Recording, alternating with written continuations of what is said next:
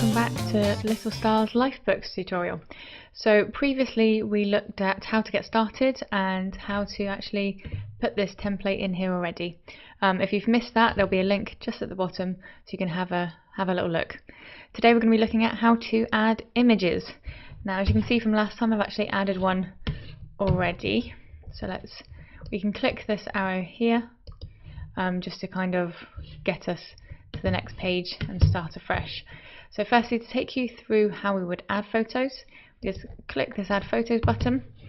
Now we've got two options here. We could choose an existing project, which if we had an account and signed in and you have a different project already running, you can actually take photos from that one. So it is really handy if you're working on a couple of books or a couple of different choices. But today we're going to look at how to upload one from our computer. So if we just pick this bottom one here as an example, and there you can see it's just loading in. The nice thing as well is that you can still edit and do things on your book while it does load in, so it doesn't kind of stop you. So if we just do that one again to click upload, click the file you want to upload and then click it. It may look different from your computer. I'm actually on a Mac, so that might be the difference, but with Windows it will be very similar as well. So there we go, and that will do the next one. So let's take this first photo that we've already uploaded and just drag it into this side bit here. Now with this we do have a lot of choices with our images, which we will briefly go through. Firstly is resizing. As you can see here, if I wanted this to kind of take up the whole space, it would be quite small. So I would suggest clicking on the corner just to make sure it's all even and dragging it out, and it is as simple as that. The nice thing about the Lifebooks as well is because the idea of it is to go to the printers, if you try and make it too big, if I just try and show you an example, this one's quite a good image. There we go. We actually get this exclamation mark here, low quality picture. So it's just telling us that when it's printed out it won't look very good. So what we need to do there is actually make it smaller for us. What we're going to do in this case is you can go backwards. So this is a quick editing bar, which is really handy. This arrow here is just to go back. So we say we don't want to resize, we want it kind of that size again. Other options here is we can actually cut it, so that will remove it completely. Let's just put that back in there, delete it. Right, now we're going to have a look at how we can crop some photos. So if we take this top one here and plonk it on the next page, again we want to make it a little bit bigger. Right, okay, so say with this one I just wanted the baby in the bathtub, I didn't want the towels. What we can do is we click this top one here, which is called crop. What it will do is give you this big screen so you can properly see your image, and then it really is as simple as this box in the right hand corner, cropping it to the size you want, and you can even move this. So this highlighted box here, that will be the image that you would like to show. Okay, so it does want to keep the proportions of the image. So say we just want, let's do a little close up of this. There we go. And all we do is press tick, and there we go, nice big image, and you don't see the towels. So it's as easy as that. We do have quite a few options here that we can have a look at. So if we drag this one across here, again making it a bit bigger so we can just kind of see. I don't know if you saw those out. You can drag it across pages, but obviously again remembering because it's printed, a fair bit of that image will be missing, and it's not always recommended.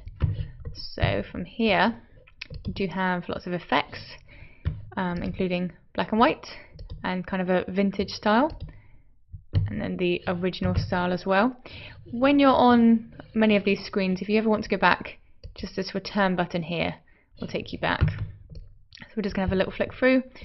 Now borders, there are absolutely loads of borders of this one.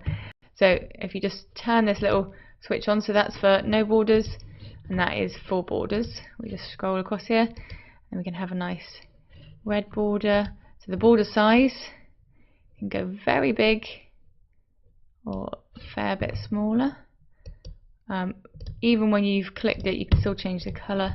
It's a bit brighter than I thought. Actually, let's have it a nice green.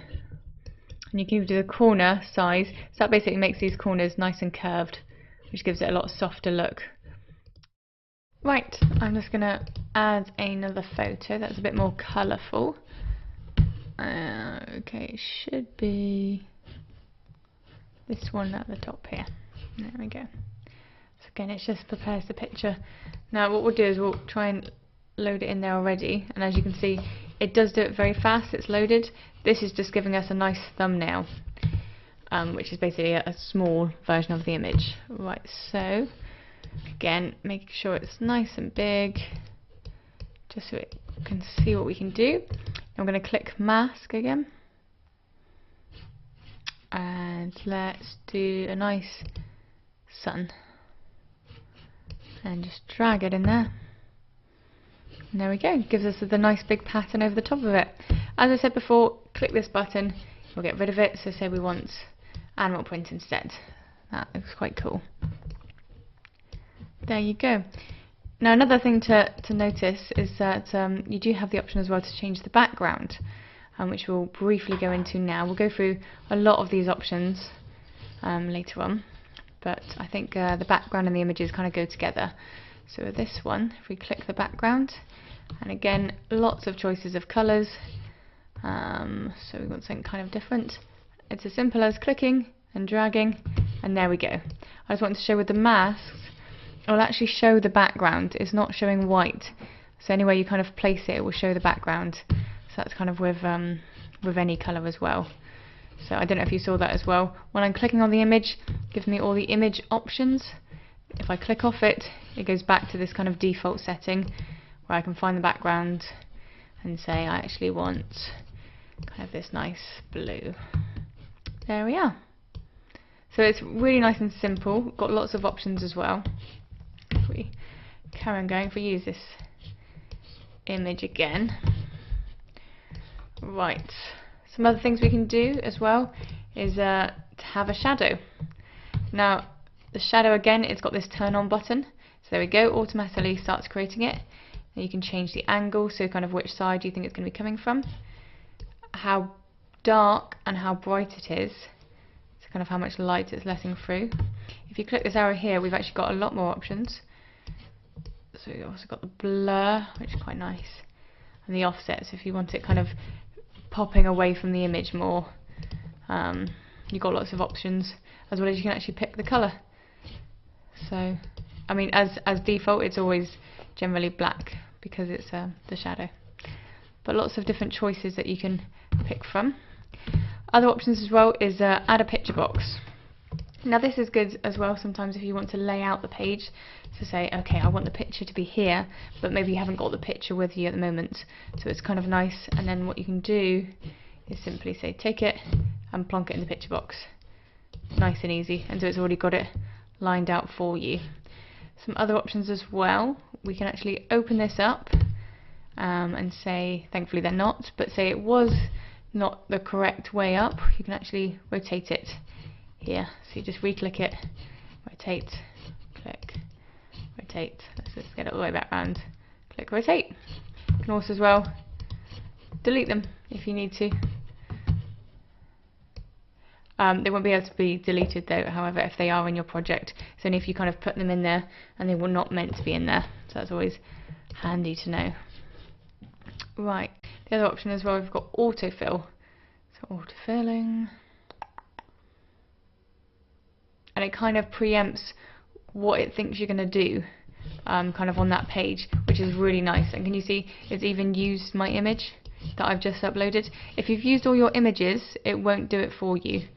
But this one has nicely kind of selected what it thinks is good. And to be honest, with a football one, it's an important date I want to remember, is quite good. We'll go on to templates and changing them and entering text probably in our next session.